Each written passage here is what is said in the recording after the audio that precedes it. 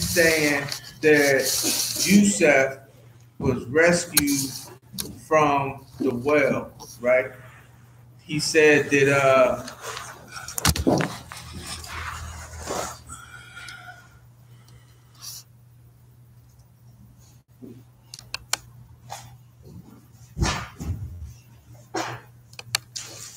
he says in ayat number 19, he says in the English meaning, and there came a caravan of travelers, and they sent their water drawer, and he let down his bucket. He said, what good news, here is a boy. So they hid him as merchandise, and Allah was the all-knower of what they did. So here, it's very important to realize that when Yusuf's brothers dropped him in the well, they didn't just leave him in the well because they wanted to know what was going to happen to him. You know what I'm saying? Because, you know, like when people commit crimes, they're always a little bit fearful that a consequence might be incurred, right? So they was like, okay, we're going to drop him in this well and we're going to see what happens. So they hung out actually at the well for a day. And in that day, that time period, a caravan comes. And a caravan sends the water drawer to the well. And the water drawer sends the bucket down, and Yusuf grabs hold of the bucket. And so he pulls him up, and that's when he says, glad tidings of a boy, right? At this point, the brothers was like, yeah, man, you know, actually, you can make some money from him. They didn't say he's our little brother. They just was like, you know, we can make some money, you know, and they sold a miserable price, Allah says in the Quran, right? So, bucks, they sold them for like, the scholars say 20 dirhams, right? So that they could all, it was 10 brothers, they all got 2 dirhams apiece. You know what I'm saying? So, la ilaha illallah. They sold him for bucks, for a few dirhams, and they were those who regarded him as insignificant.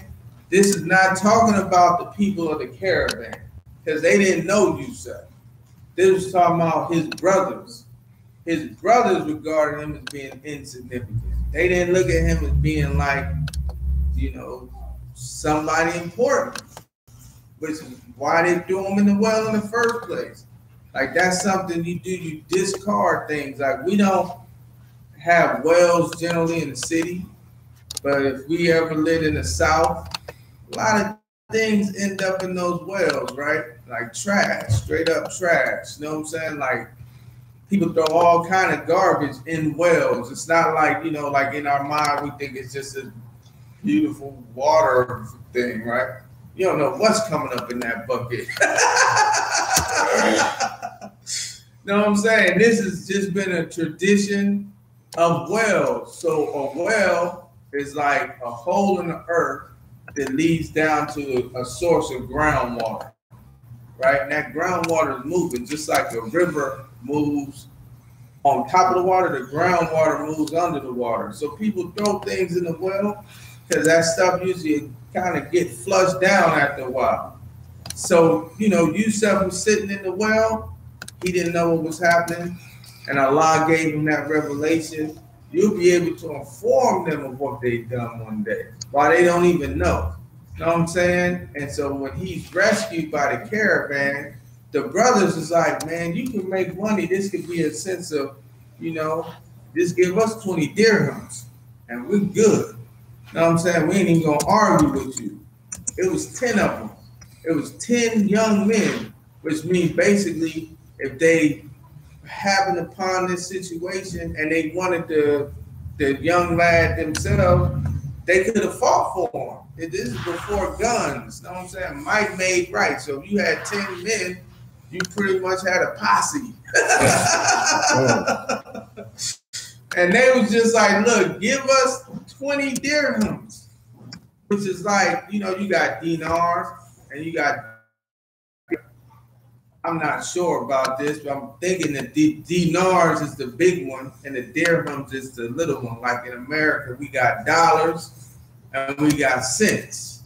You know, 50 cents is a lot less than $50. You know what I'm saying? So it's that kind of situation. Like, we giving him up for next to nothing. You know what I'm saying?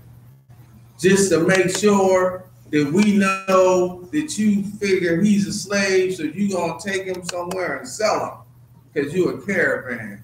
And so that's what was going on in this story.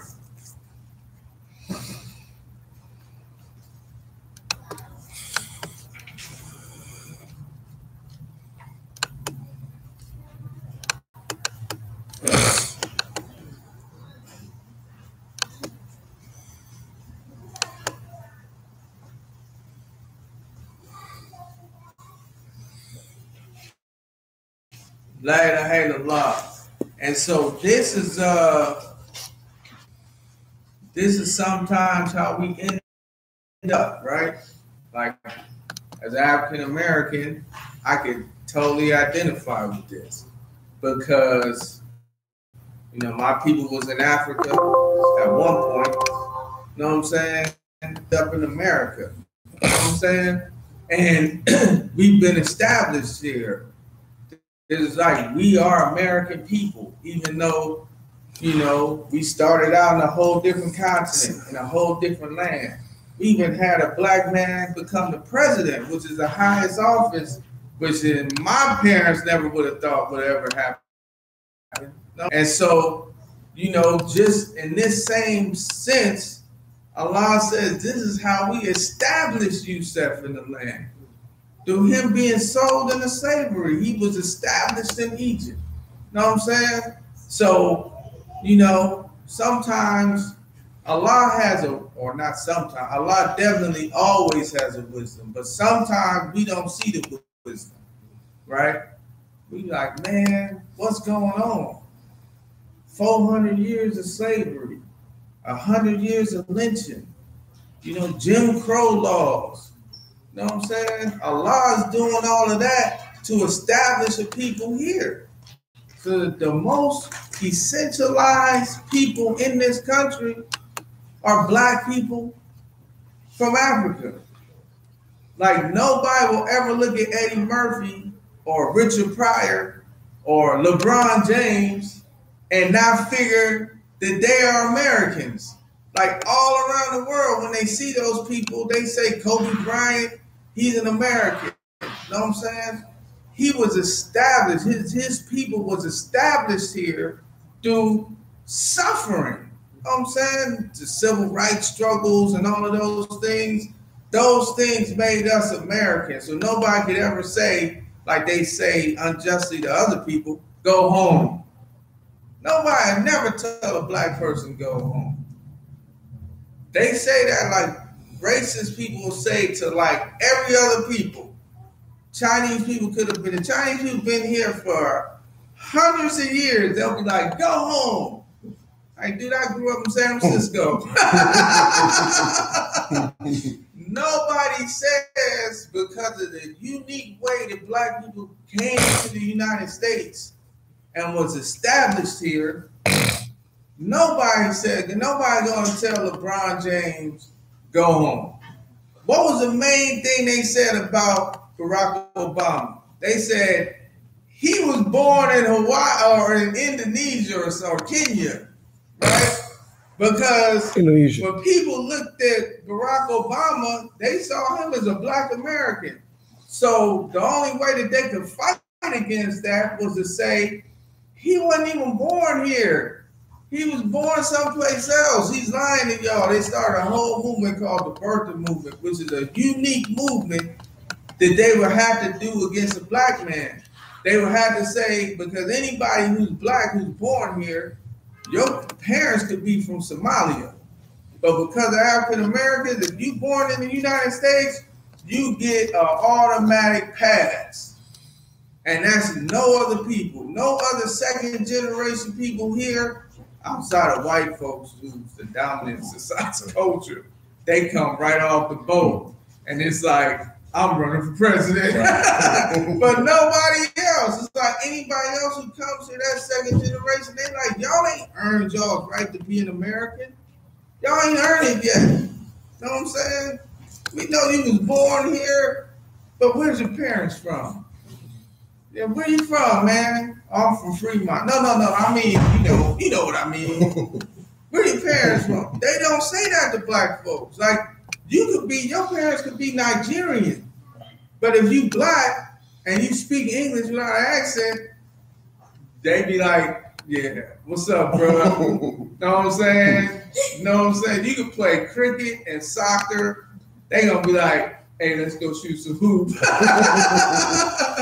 So why am I saying that? I'm just drawing a parallel so that we can make it clear, like, Yusuf went through some stuff, but through him going through that stuff, he became Egyptian. Now, so much so that when his brothers come, fast forward a little bit, they don't recognize him, right? He recognizes them because they still Bani Israel. They still dress in a certain way. They still speak a certain way. They still eat certain foods. They see him, they was like, he's the Aziz of Egypt. He looks like an Egyptian. You know what I'm saying? He eats food like Egyptians. He didn't grow up. He grew up in the house of his slave master. He wasn't eating the Israelite food anymore.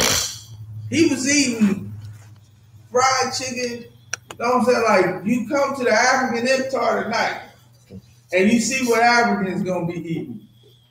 We don't eat like that. We eat spaghetti, cornbread, fried chicken, greens. Know what I'm saying? Fish. Know what I'm saying? It's like a totally different cuisine. So if some Africans came here, my parents might be from Africa. They see how I talk, they automatically like, oh, this dude ain't one of us. This dude ain't one of us. He probably looked more like them than he looked like the Egyptians. He had to, because they was blood relatives, right? He looked like the Israelites. But they was like, they didn't even, couldn't figure it out.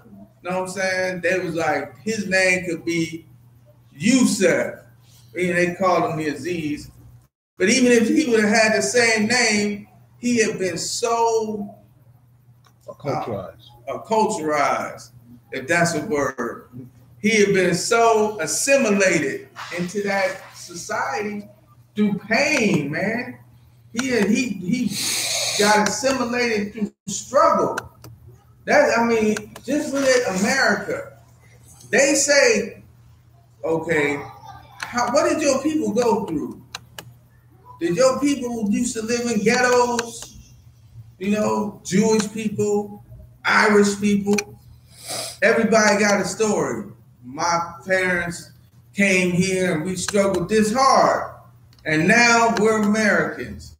My people came here and we struggled this hard. And this is like, for Muslims, this is why Muslim Americans, it only makes sense for them to connect their identity with African American Muslims, right? Because African American Muslims been practicing Islam here since the turn of the last century. Since the 20th century started, we started establishing masajid. Know what I'm saying? We started having like Eid, Ramadan, know what I'm saying? Like for over 100 years. But even before that, African Americans came here Muslim from Africa. Like you hear so many of the slave narratives you read, so many of the slave narratives have stories of people saying, yeah, my mom or my grandmom used to pray a certain way that was different from us. They would bow down on their knees and put their head on the floor. These is in the slave narratives. So as a religion, Islam has been here as long as Christianity. Earlier. If you look at black folks. If you don't look at black folks, we got here in 1965. Know what I'm saying? So they earned this right to say, like, you know, racist, Republican. Now, they don't have to be, they got racist Democrats too, but the racist folks, they'll be like, y'all ain't earned y'all spot here in America. Like, y'all was just getting over here in the 70s.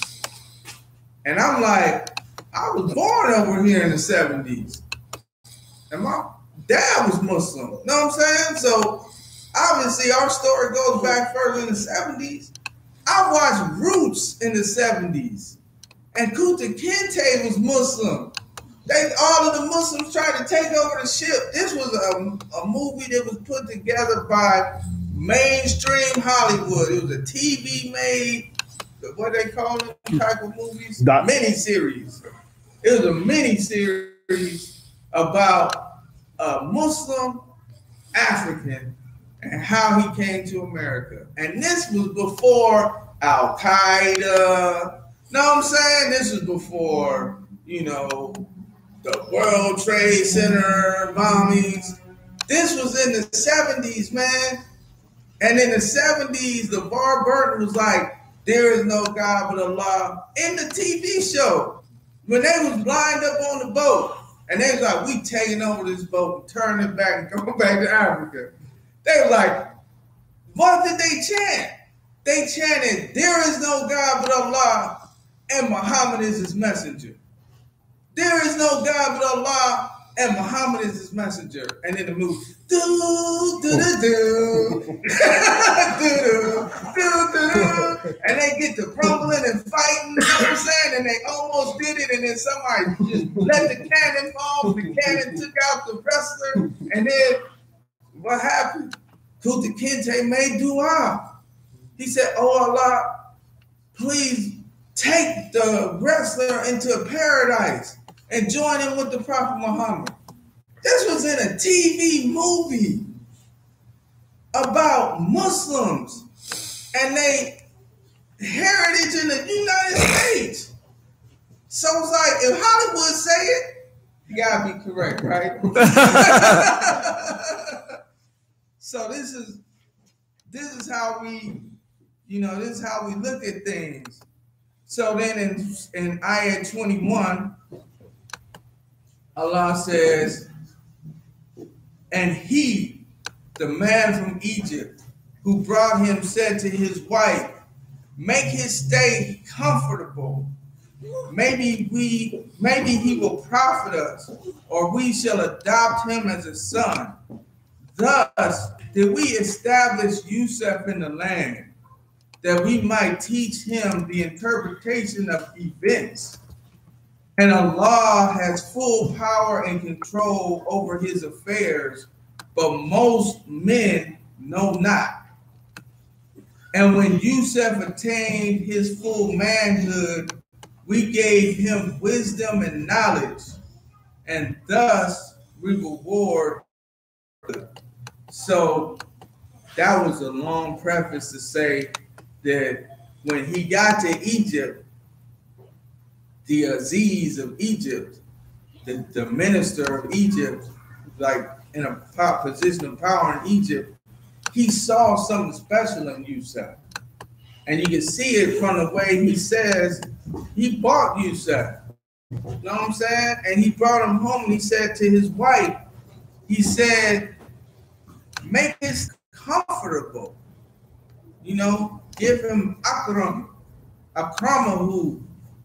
Give him, you know, nobility. Give him generosity. Make his stay here nice. You know, look at my house, brother.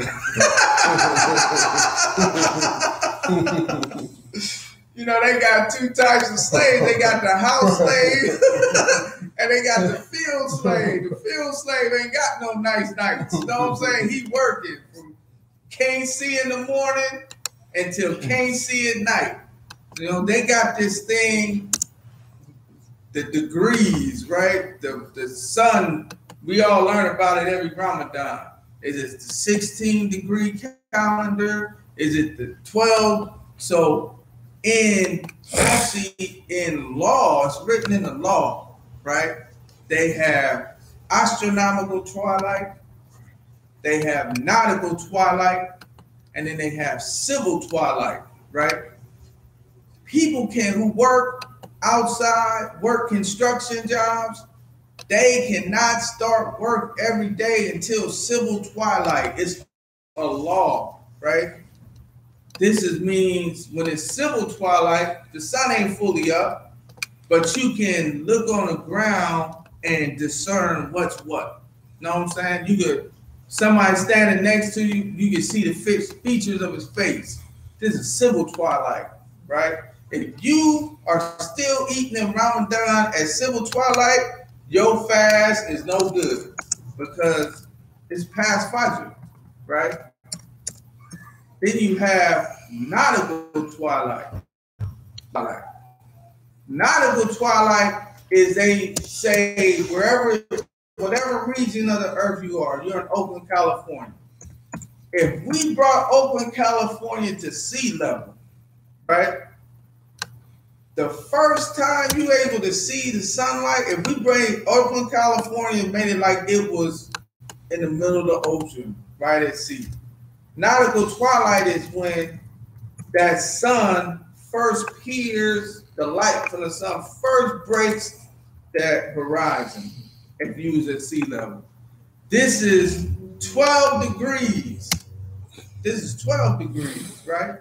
So technically, I'm not trying to tell nobody to do this, but technically, if you waited all the way up to the 13th degree and kept eating, your fast would be good, according to nautical twilight. This is like a scientific thing.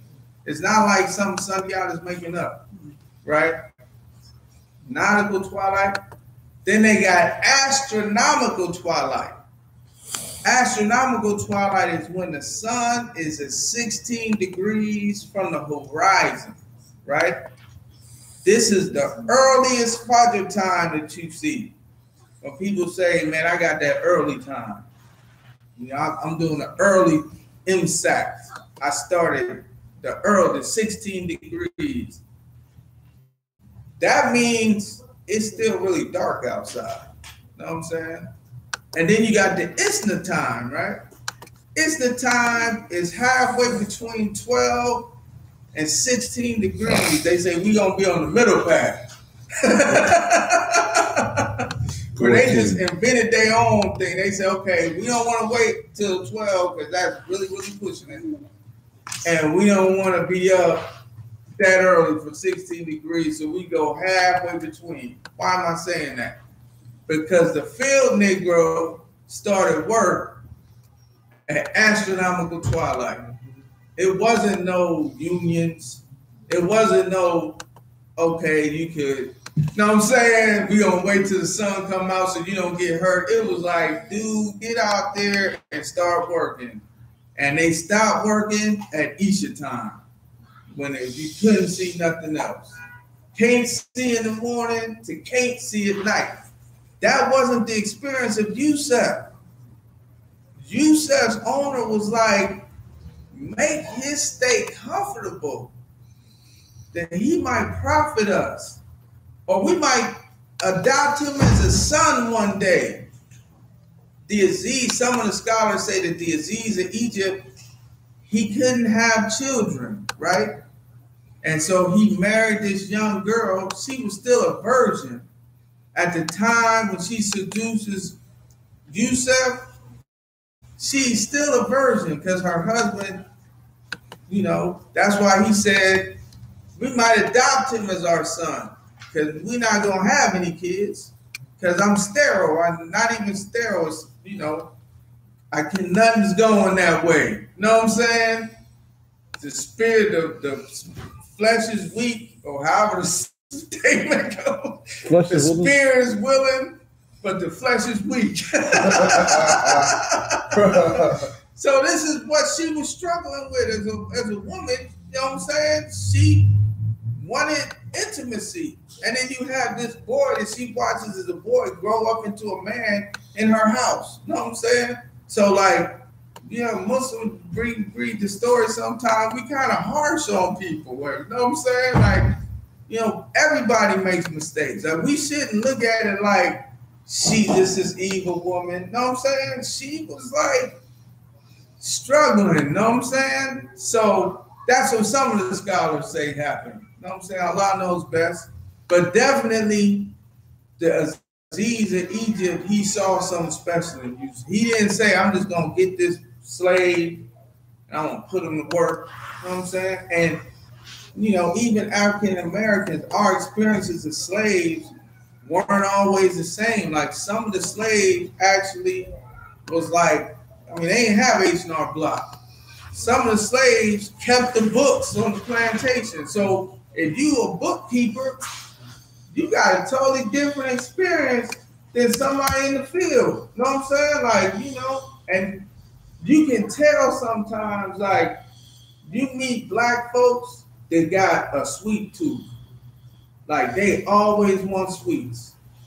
It's my estimation that these was field Negroes. Because field Negroes, they didn't get no sweets.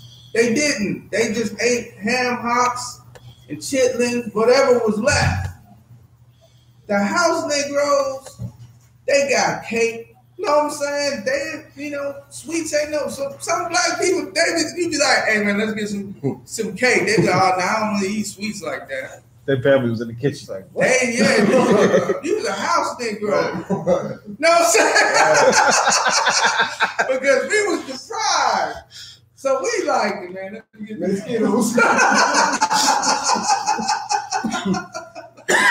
it was kept away from us so long. You know what I'm saying? Like, you see so many brothers, and they just be like, I'm getting me a white. You know what I'm saying? Not to say nothing wrong with that or nothing, but it was some of that came from them being deprived.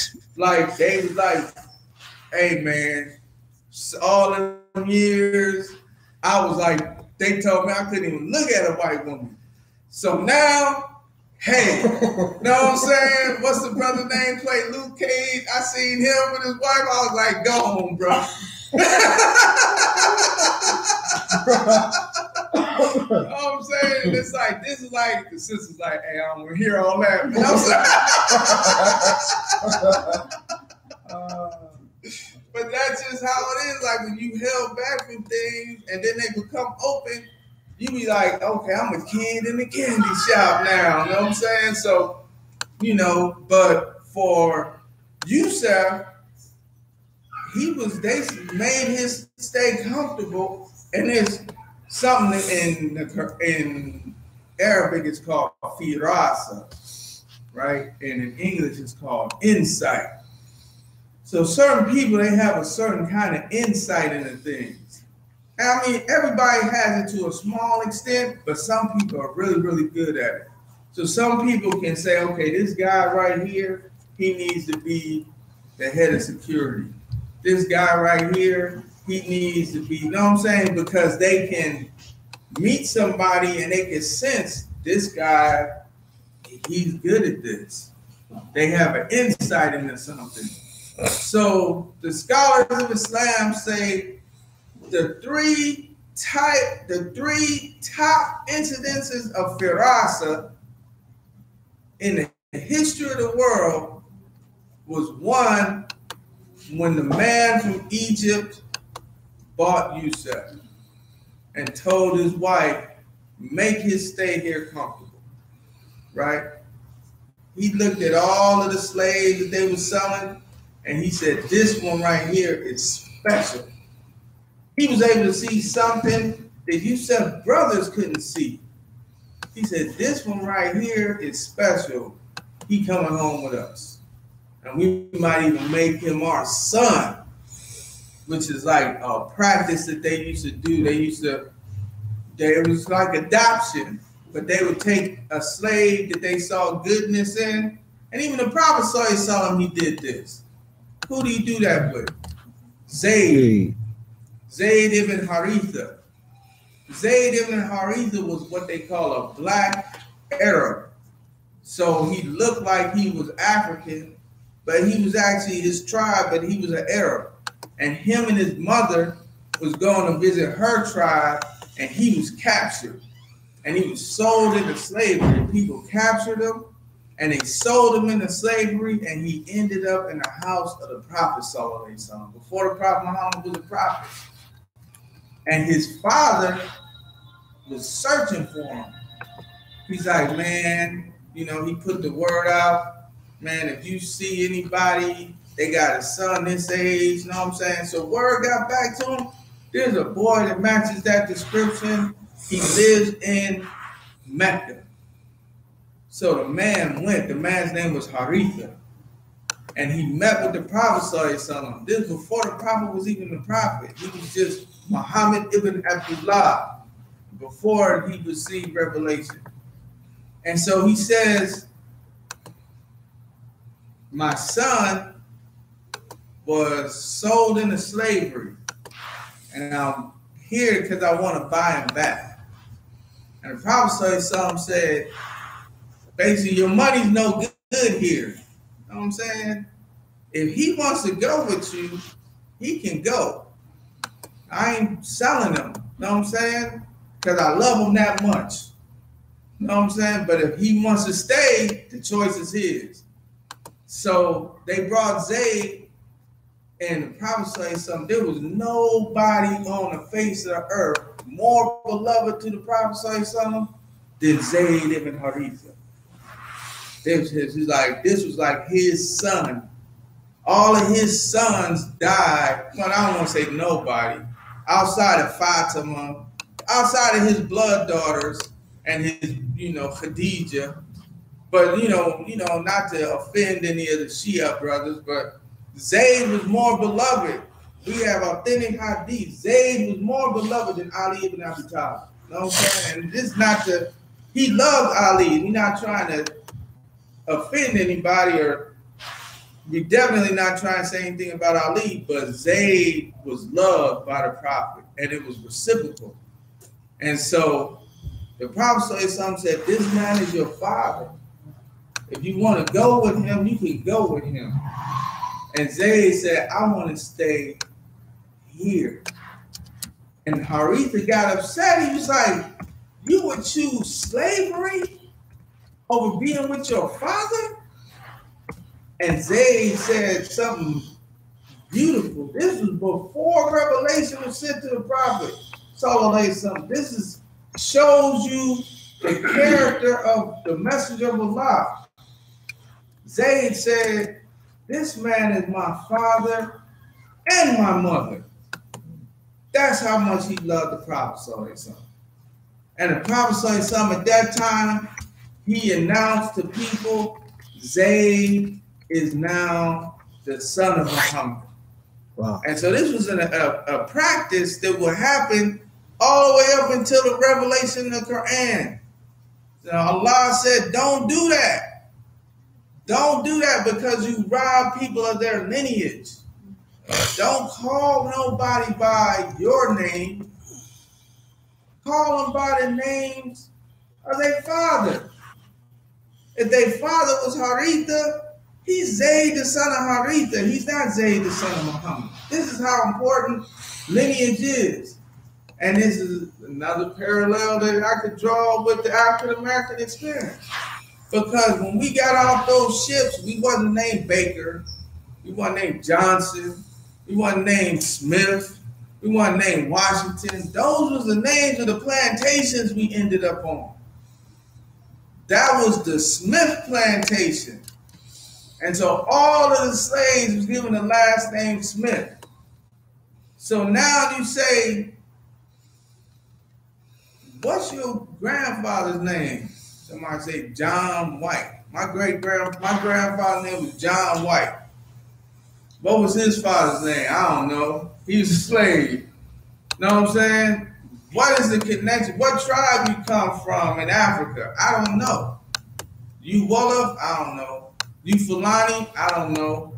You know what I'm saying? The whole thing was broken because somebody decided to call you by a different name than was your actual name. You know what I'm saying? So he's not in there.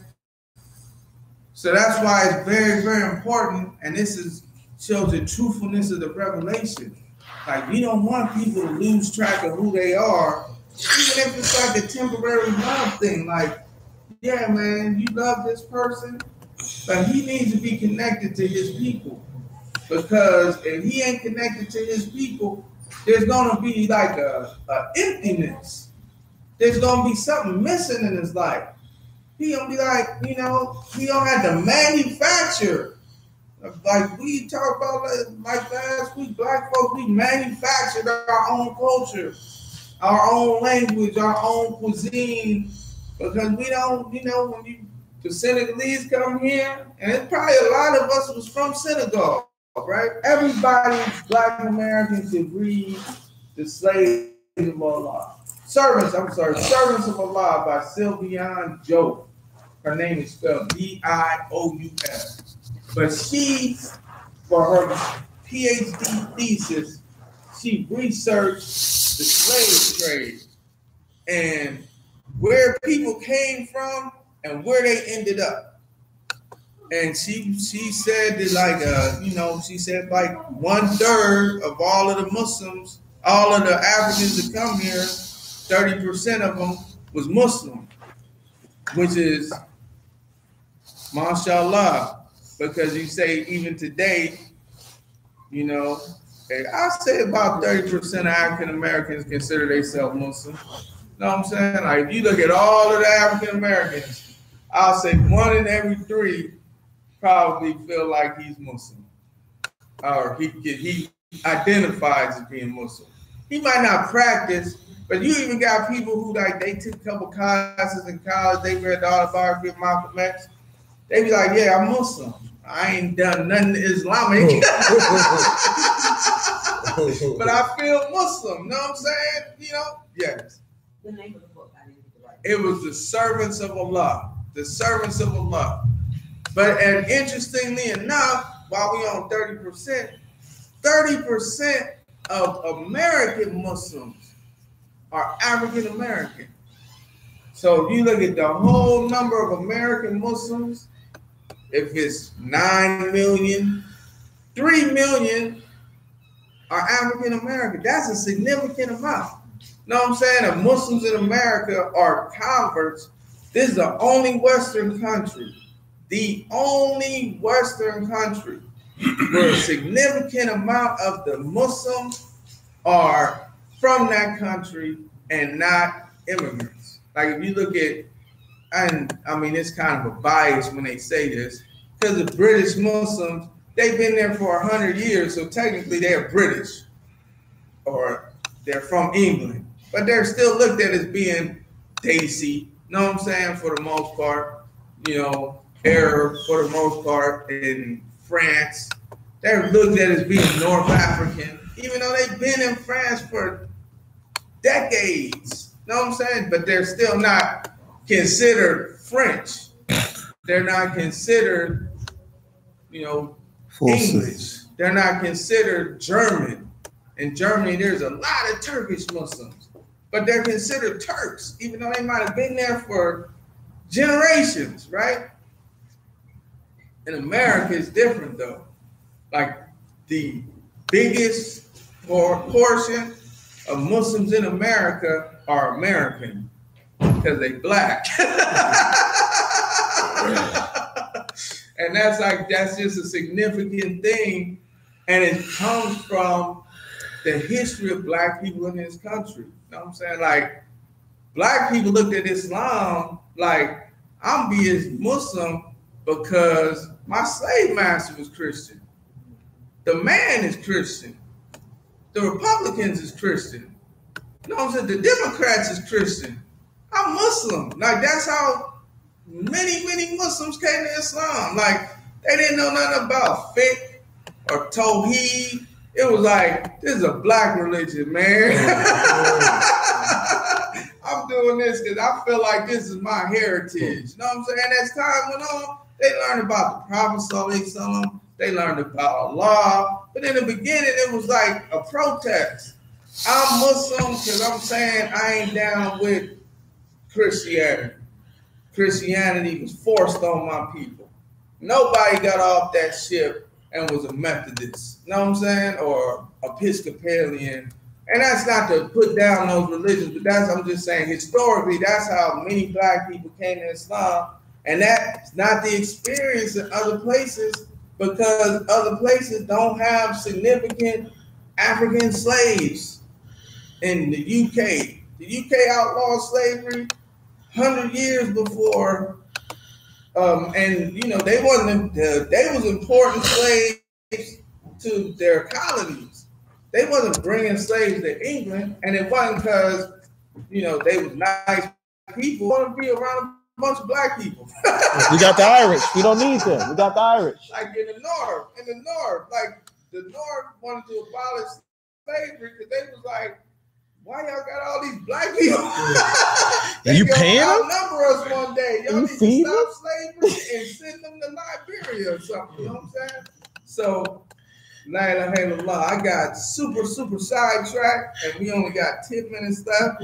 I have a question about verse 22. Yeah, verse 22. Yeah, so when it said that when Prophet Yusuf reaches the man who reads load upon him the ability to judge between right and wrong. Now, do they mean by like his upbringing, or do they mean by like the affinity that prophets have as human beings to know between the right and wrong? So is he talking about his upbringing? So here, mine says, when he reached his maturity, he gave him wisdom and knowledge, and thus we reward the doers of good. So in this sense, when it's saying hukman wa ilmin, hukm wa ilmin is like prophethood and the sunnah. Like traditionally, it talks about hikmah whenever it's in the ayahs, when it's talking about the Prophet Muhammad, it talks about hikmah. It's talking about his sunnah. And ilm is the revelation that he received from Allah. So here, and this is what the commentators also say, they saying that when he was given his prophethood, you know what I'm saying, and the wisdom, which is like when you receive revelation, like the Quran comes to the Prophet, the Quran is the actual book, right? How he actually navigates in the world with that knowledge, that was the Prophet Sallallahu Alaihi Wasallam Sunnah, right? So the Prophet in the Quran, Allah doesn't necessarily call it the Sunnah. He calls it wisdom or hikmah. So Allah says, you know, yu'allimuna hum al-kitaba wal hikmah. And he taught the people the book, talking about the Prophet and the wisdom, meaning his sunnah. So here in the same way, scholars say it's the prophethood and the way to live it out. Other scholars say that this shows the balance that he had once he so when he was a child, he started receiving these dreams. Right, the first dream he received, he was a child. He wasn't able to understand it or interpret it himself. But once he reached maturity, once he became a man, then Allah bestowed on him the fullness of this prophecy. Now, whenever he hears a dream, whether he has a dream or the dream comes to somebody else, he's able to tell the people exactly what this dream means. So it says in interpretation of hadith, but in this sense, in the story of Yusuf, the word hadith means dreams. And every place else, when you heard hadith, it's like a saying know what I'm saying? Like the hadith of the prophet is something the prophet said, right? But here, it's the interpretation of dreams. So the prophet Yusuf, he was able to people, and true dreams is 1/46 of prophethood. So you break prophethood into 46 pieces. True dreams is one of those pieces, right? All the other pieces have been raised with the death of the prophet. The only thing from prophethood that still remains is true dreams, and it's 1/46, right? And if you look at this, is a statement of the prophet. He said both statements. He said the true dreams are the only thing that remains in prophethood. That's an authentic hadith. And also he said true dreams is 1/46 of prophethood, right? Now, how long was the prophet Sallallahu? How long from him becoming a prophet to his death? How many years was that? 23. MashaAllah. Brother knows the Surah. So from the prophet's becoming a prophet to his death was 23 years. The prophet said the first 6 months before he received revelation, before the Quran was revealed to him, 6 months prior to the Quran being revealed, he started having dreams, and the next day that dream would come true. He would dream something at night, and the next day that dream would come true. That's 6 months, which is a half a year, right? So if all of his prophecy was 23 years, if you 6 months is what part of 23 years? 40. 6 months 46. is 1/46 of 23 years. So you look at a hadith where the prophet says something like true dreams is 1/46 of prophecy. He said that while he was alive, right? And then he dies 23 years after he received the first revelation, and 6 months prior to that, he was having. And then I ask people, how could this not be the truth? It's mathematically consistent. Wow. His statements stand the test of mathematical probabilities. Wow. Like, there's no way that he could have guessed that, because he didn't guess that. He didn't guess that knowing that he was going to die 23 years. He didn't know when he was going to die. Probably said something that he didn't know when he was going to pass away. But he knew that true dreams was 1/46 of prophecy. And it works out mathematically. I mean, the statement probably doesn't just mean that the 6 months of his life before the 23 years, 6 months of that was going to be true dreams. I'm not saying that that's the only thing that the statement means. The statement has a significance that we don't really understand or comprehend. But what we do understand is that when we have a true dream, this is a gift from Allah. And you will know it. Like, you'll wake up feeling it. And the Prophet ﷺ, he used to, at Fajr prayer, he would turn and ask his companions, who had a dream? Who had a ru'ya? Who had a true dream? And the companions would say what they dreamed. And he would have Abu Bakr Siddiq and other companions interpret the dream for him. You know what I'm saying? And we grew up with dream interpreters in the hood. You know what I'm saying? They would tell you, like, oh, you dreamed about a fish, you got somebody pregnant. You know what I'm saying? It's like, you know what I'm saying? That, oh, you dreamed that, you need to go back to numbers. You know what I'm saying? That's 4, 5, 6. 24, 47. What they say? Money coming. What's the one with money coming? The sign for money coming? I don't even know. I don't know all of them. But it's like they used to have these books that sit on the shelf, like Madam such and such interpretation of dreams. So then, you know, when I was young, I was like, this is some spooky stuff, right? So then when I started getting into my deed and somebody gave me the book, Ibn Sirin's Interpretation of Dreams, I was like, get up out of here with that spooky stuff.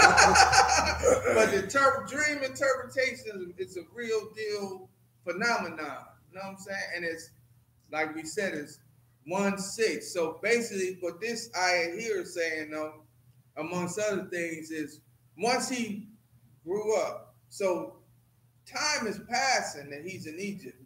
Like sometimes we'll read a story or hear a story, we won't, in our mind, we won't think like, so a lot of time has went by from him being sold as a slave to when she tries to seduce him. He's a man now. He's not still a little kid. Know what I'm saying? She watched him grow up. She watched him develop. And it was in this time when he reached this maturity is when Allah bestowed prophethood on him, which was a special thing because that's what saved him. That's what saved him. Like when she called him to fornication, she was like, come here. You know, he was a slave. She was like, come here. And she locked the door. You know, like you'll look at somebody's schedule and you'll be like, you know, like my wife knows what time I should be home. You know what I'm saying? If I ain't home, she called, be like, where you at? You know what I'm saying? So she knew, like, okay, my husband's gonna be gone for a little while. This is the time to do it. You know what I'm saying? She locks the doors. She beautifies herself. We shouldn't think like, you know, she's the wife of the Aziz. Like that means something. Like you ain't gonna be of that stature and have no run-of-the-mill wife.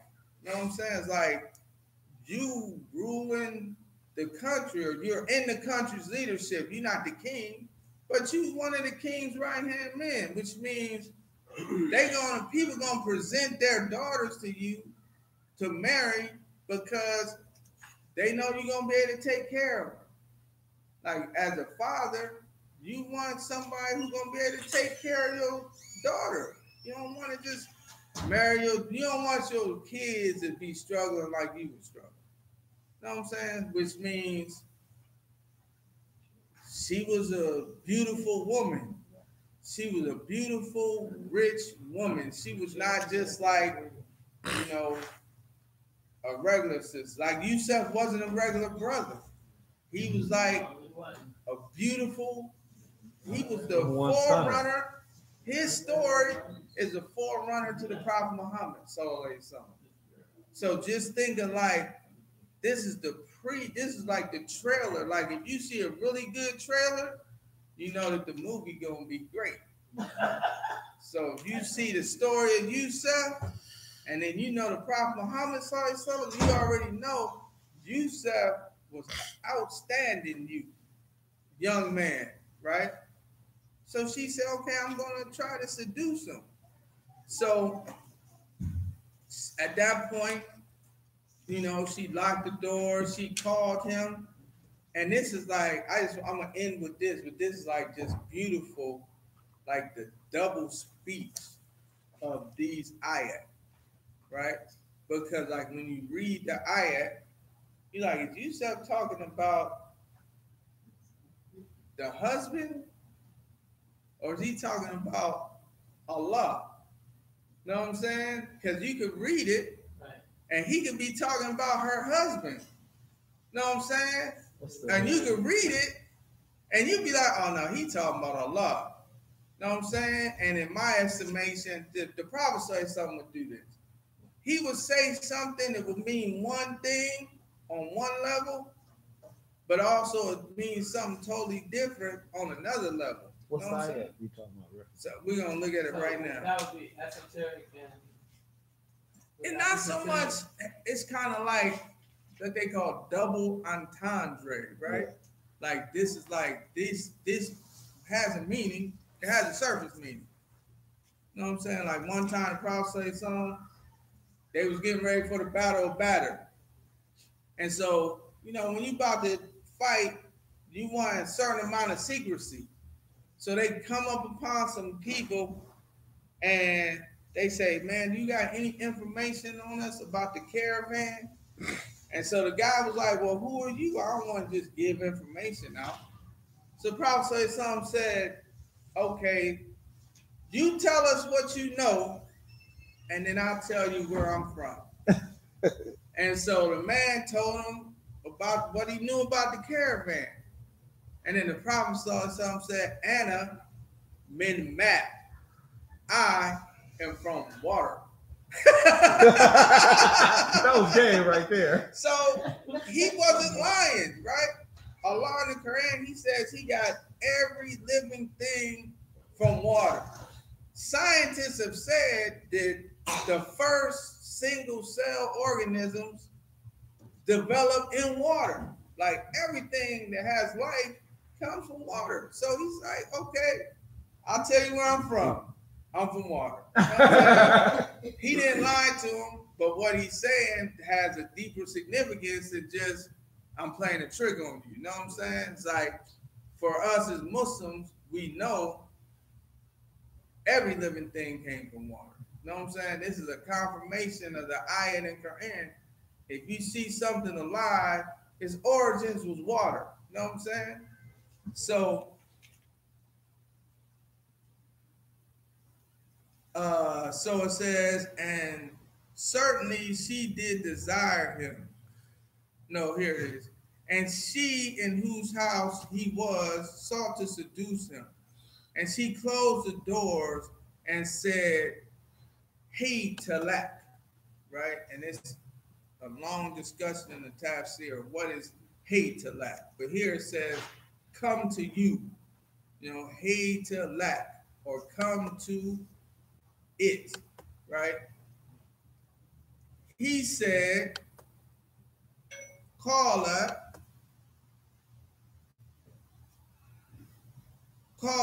ma'adallah innahu rabbi ahsanu mathwa innahu la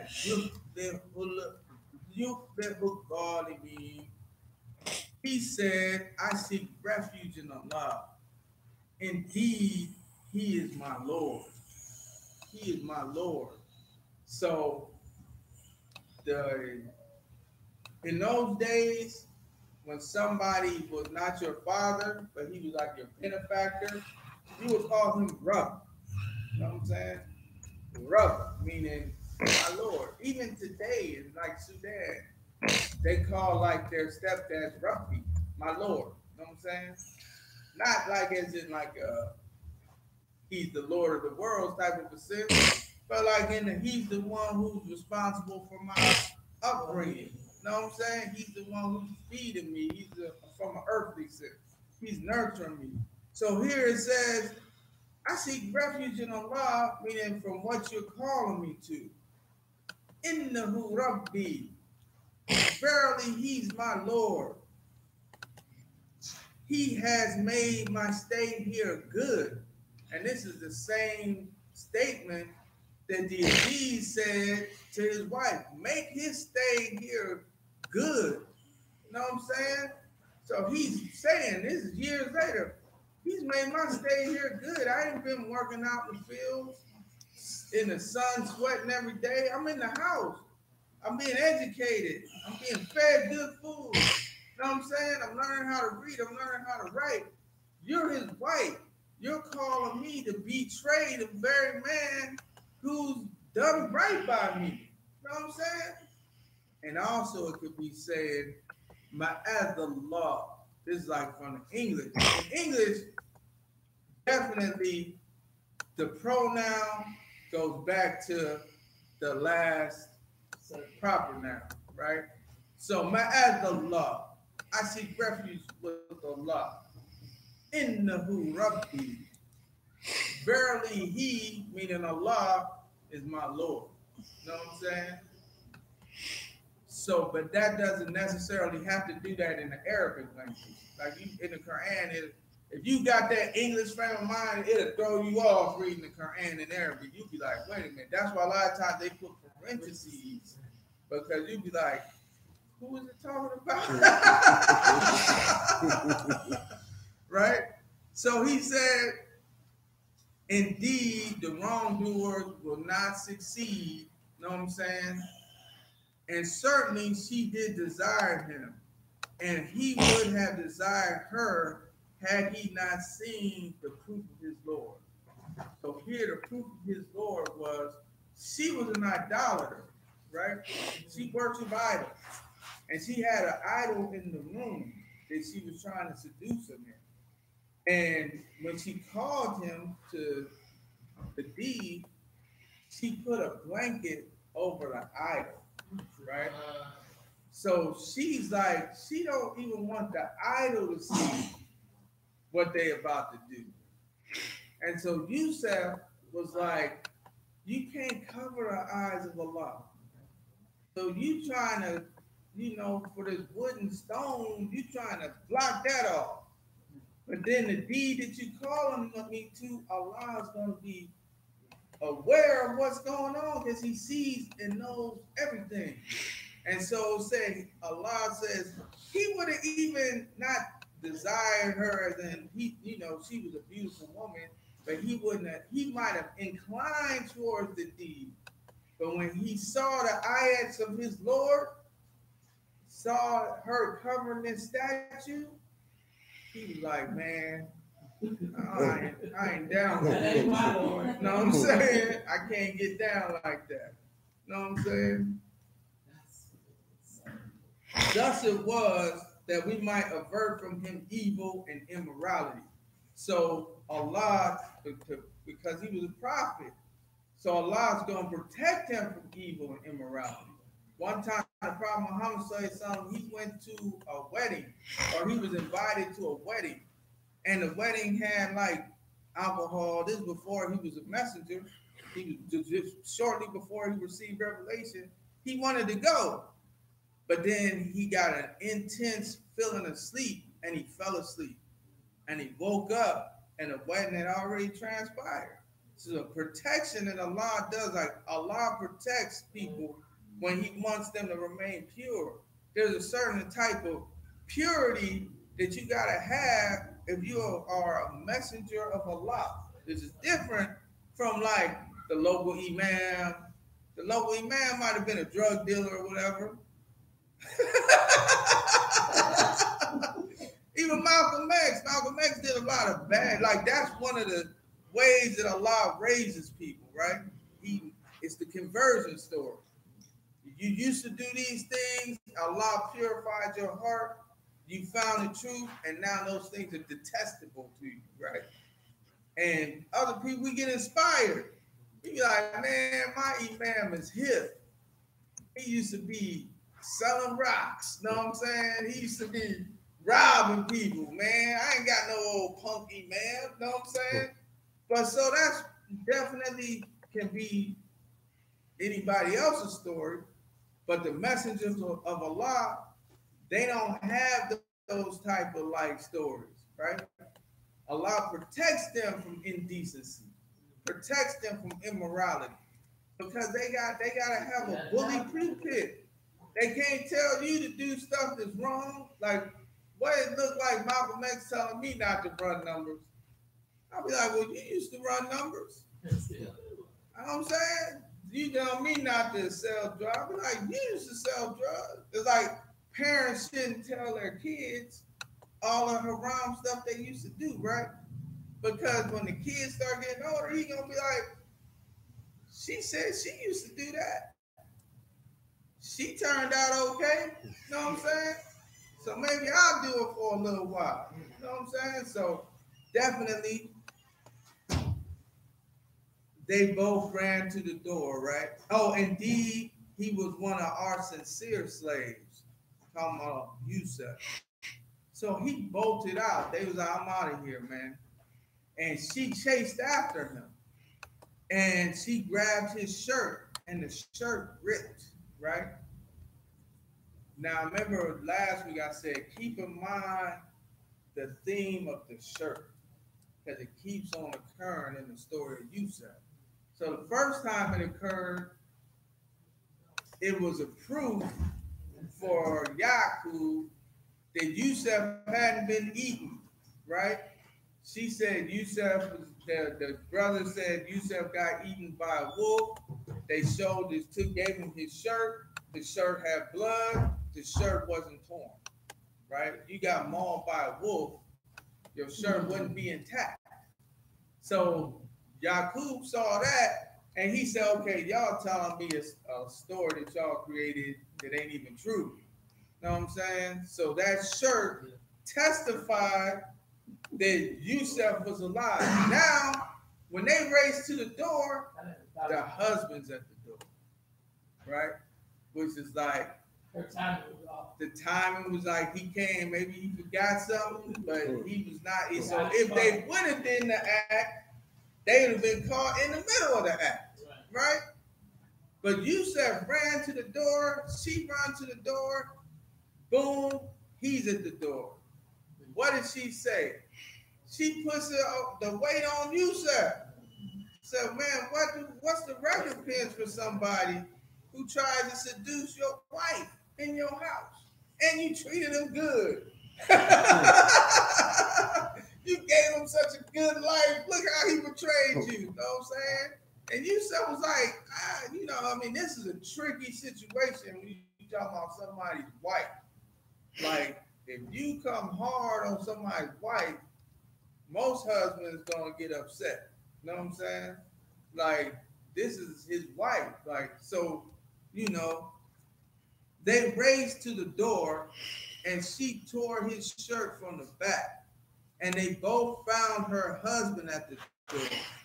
She said, what is the recompense for one who intended evil for your wife, except that he be imprisoned or painful punishment?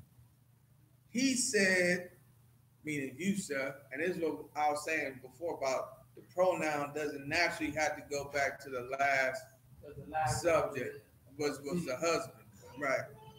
He said, she sought to seduce me, right? That's all. He didn't go into no whole bunch of details. Like, look, I ain't the one. Know what I'm saying? You know what I'm saying? Siri is like, what you want?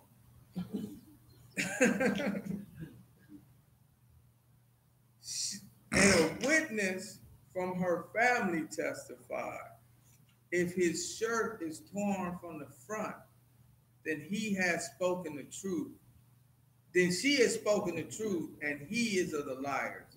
But if his shirt is torn from the back, then she has lied, and he is of the truthful. And that was a perfect.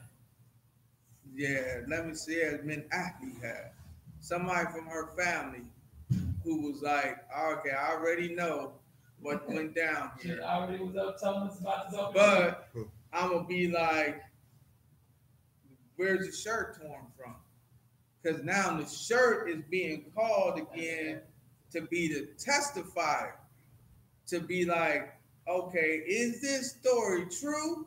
Meaning her story, just like, was the brother's story true, or are they making something up? So physical evidence. So if she was running behind him and she grabbed his shirt got ripped in the back. And he was like, I'm trying to seduce you, and his shirt got ripped from the front. You know what I'm saying? I can't even wait. You know what I'm saying? Obviously, his shirt was ripped from the back. You know what I'm saying? And this is, we'll end here, but just to say, like, if you notice, the husband at this point, he wasn't like, okay, I'm going to divorce you. You know what I'm saying? He wasn't like, okay, I'm going to out you to the public. It's already out. You know what I'm saying? Somebody in the house was a witness. You can't keep a secret if 3 people know. That's just like never gonna happen. Like, if somebody tell you something and tell you to keep it a secret, the minute you break that trust, it's on CNN. Now everybody know now. Know what I'm saying? So, like, it's only a secret if 2 people know. If more than 2 people know, it's public information. But the husband, what does he say? So when he saw his shirt torn from the back, he said, "Indeed, it is of your plot."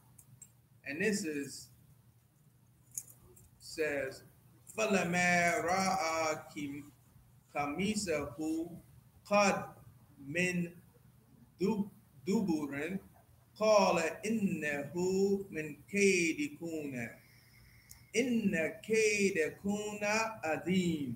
Right?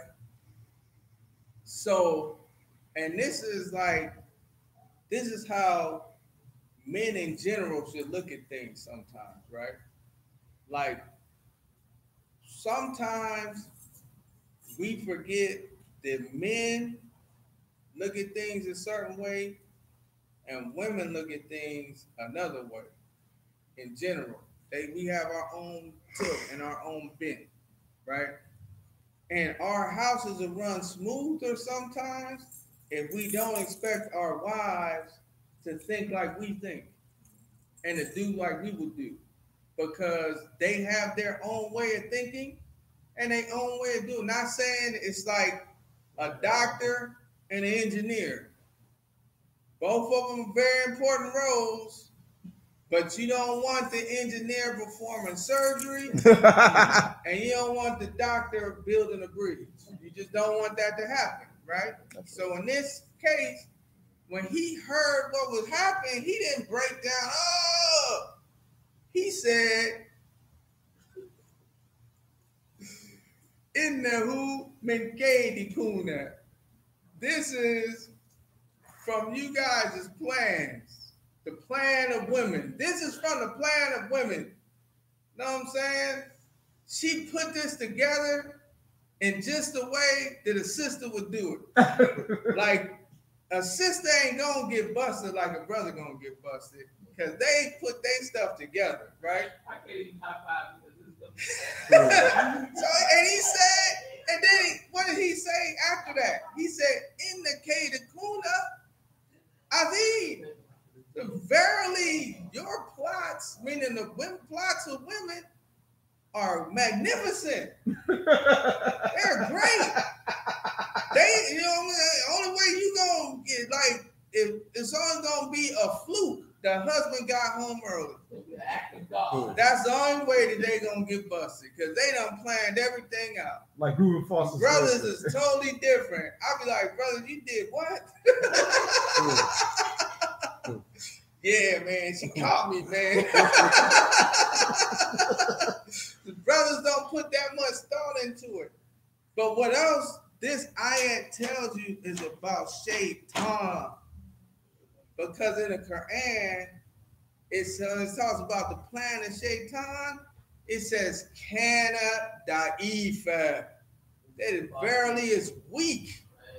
So Satan has a weak plan. Like, if you fall for Satan's plan, you weren't even really trying that hard to avoid it. But if a sister plans on marrying you, you probably gonna end up marrying that sister. Because they gonna make sure, it's like, you gonna go somewhere, she gonna show up. You be like, "How? This is just, man, Allah must want us to be around here." She plotted that whole thing out, man. She wore the right Find out where thing. you was gonna be, you know what I'm saying? She gonna find out what food you like. I just happened to get some German chocolate cake. You be like, "I love German chocolate cake." This is beautiful. I love this sister. Like, they put it together, man. And this is Allah telling you in his speech. He's saying that, like, if a woman got a plan, she putting thought into it. You know what I'm saying? Satan and men, we just go off the cup sometimes. You know what I'm saying? And so he looked at it. I mean, this is an extreme case, but definitely sometimes as men, you know, you see your woman, your wife, she made this plan to have a good day, and you go, "I don't want to go through all that." You know what I'm saying? You got to go through it, because it's going to make things easier. Because if she goes into, even if she says, "Oh, it's no big deal," It's a big deal, bro. You know what I'm saying? It's a big deal. So if she went through a whole lot to do something, even if it seemed like she didn't go through that much, just go on and go with it. Like the wife or the Aziz, he said, hey, man, I knew she was devious. Like on her case, it was a devious plot. But, you know, a Cade is different from a Macker. Like a Macker is always sinister. A Cade is a plan. It can be a good plan. I plan on getting a job. I plan on getting married. You know, I plan on going to college. Or it could be a bad plan. You know what I'm saying? So when he's saying, inna min kaidi kuna, innahu min, what did he say? Innahu min kaidi kuna. He's saying this is barely from the plan of women. You know what I'm saying? So if you take it outside of definitely the context, just in general, women are good at making plans, bro. You know what I'm saying? And that's how they look at life. Men, not so much. You know what I'm saying? Like, we might think about something a little bit, but we ain't like organized. And like, even like, I remember Sheikh Abdul Kareem, you know, when he had his like lightweight little situation went down, this was years ago. And, you know, I didn't know too much about his situation. And so I invited him to give a khutbah. He was back from Yemen and nobody showed up. I was like, what's going on? He said, man, you probably might not want to announce that I'm giving khutbahs because, you know, people mad at me. You know what I'm saying? And I was like, oh, for real? He's like, yeah. He's like, and interestingly enough, one of the main sisters who like organized the whole thing, I see her all the time at the masjid. And I'd be like, I could be mad, but she's a sister. You know what I'm saying? And sisters, that's just, they organize stuff. You would definitely would rather them organizing in your favor than organizing against you. But you gotta understand, like when the wrath come down from a woman, it's gonna be thought out. It ain't gonna just be no like, you know, I'm gonna punch you in the face. Like brothers get mad at each other, be like, I'm gonna punch you in the face. We gonna throw a couple punches. We gonna be tired, and then we gonna be homies again. Sis is way more organized than that. You know what I'm saying? And we get that from that ayah. So I'll close out there because we went over for the prayer. Do we got any questions about anything? So the main thing that we learned today is the Prophet Yusuf, alayhi salatu wasalam, he went through a lot when he was in Egypt and when he was sold into slavery by his brothers. Like his brothers sold him to the caravan, right? Sold him or So Yeah, he was late. He was late. I know. it's on YouTube though. It's on YouTube though. It's live streamed on YouTube. So alhamdulillah. So he was, you know, he was sold into slavery, right? By his brothers. They hung around. They seen the caravan come. Then when the caravan got him up, they sold him for 20 dirhams, right? And then he went through a lot, but those things, even though they was tragic things for a person to have to go through, those things is the way Allah says, this is the way we established him in the land. This is the way we established him in Egypt. Like nobody's gonna say to Yusuf, you ain't even from here, man. You an immigrant. They didn't never say that to Yusuf. You know what I'm saying? And in the same way, like for Black Americans, sometimes we like slavery was terrible. It was such a harsh thing, and it was. But that's how we was established. Nobody ever says to Black people, go home. They not gonna say, man, go home. You could be Muslim, you could be wearing a thobe, you could have a kufi on. They gonna be like, man, your family become Muslim. You know what I'm saying? Because they look at you as an essential fabric, part of the fabric of this country, because of what you went through and built. This is like they don't even think we built nothing. They be like, y'all went through a lot though. You know what I'm saying? We be like, we built the whole place. It's somewhere in the middle is the truth. You know what I'm saying? Like white folks be like, all y'all did was pick cotton.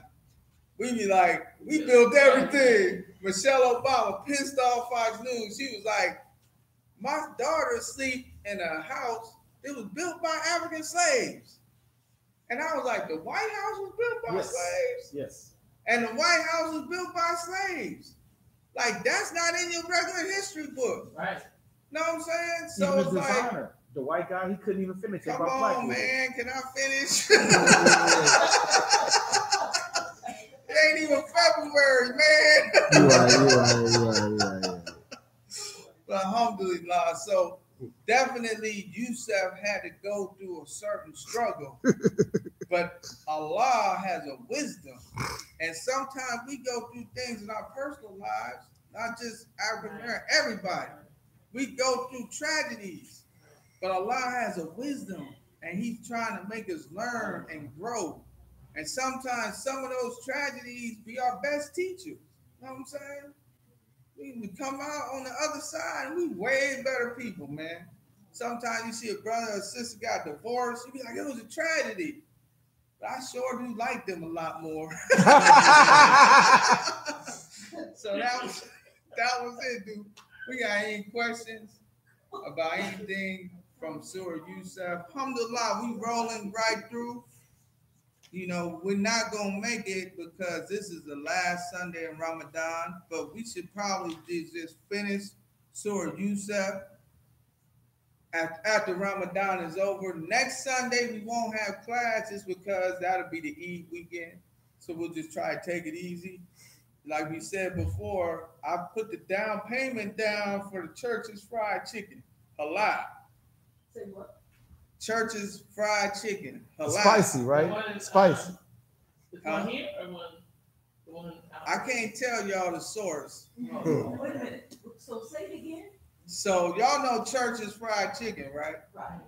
So it's a brother, Muslim brother, gonna cook 1,000 pieces of chicken for us for the Eid. Halal. He gonna go get the halal chicken. Huh? Oh no, ain't no gluten. Like this is Eid. This is Eid. Y'all just gonna have to pull off the skin on that one. I'll eat it. I told one of the brothers, Ubaydullah Evans. I called him up. I said, man, we want you to get an Eid Kutbah. We're gonna have halal Church's fried chicken. He was like, my man. He said, I grew up on that grease. And then so many Muslims, they be like, I ain't never had churches. Because, you know, either they became Muslim, started doing the halal thing before they ran into churches. But you can't drive past churches and not smell chicken. It's like, you be like, they cooking some chicken up in that. When I went up in that joint, I was fasting yesterday. I said, man, this smells good up in here. But so spread the word. Because this is going to be the best Eid of all time. They going to be like, he was like, do you want the $2? You want us to put it in the $2 box, the 2-piece boxes? I like, we going to have 500 2-piece boxes. Like, here you go. Yep. Here you go. I said, nah, man, just put it in the big Victoria foil pans, man, because we giving people 1 piece. We're gonna come to the lighthouse. There's gonna be chicken up under the oven. Oh no, there will be no chicken wasted. Yeah. Chicken in the back of the cabinets. No, the Eid gonna be at San Pablo Park, and it's gonna be Friday or Saturday. We all making dua that it's Friday. Lord, please. Especially because that's the great thing is the brother cooking the chicken the morning of. He said, I'm coming in early. He said the first batch should be ready for pickup at 9:15. So he said in like 3 pickups, y'all should get all 1,000 pieces. So glad I had a luck. Cause he was like, I can drop it off at noon, or y'all can pick it up at noon. I said, man, This Eve, we eat right after the prayer. We eat at like 10. And then go to other people's places. He said he come having starting to be ready at 9:15. It's gonna be hot and greasy. Yes. That's gonna be beautiful, man. Yes. So Alhamdulillah. let's end with Wallah, sir, inshallah. أعوذ بالله من الشيطان الرجيم بسم الله الرحمن الرحيم والعصر إن الإنسان لفي خسر إلا الذين آمنوا وعملوا الصالحات وتواصوا بالصبر. I mentioned Lighthouse in it on Facebook. So if this Lighthouse, you see the stream and I posted it. Yeah. I couldn't find your name. Right? Oh, I got tipped off on Facebook page, man. What happened? I shut it down before Ramadan. Oh, that's what happened. I was like, they blocking you or something? Nah, I shut it down. I said I'm going back to my simple life, man. We got in common. Do a lot of good dawah on there.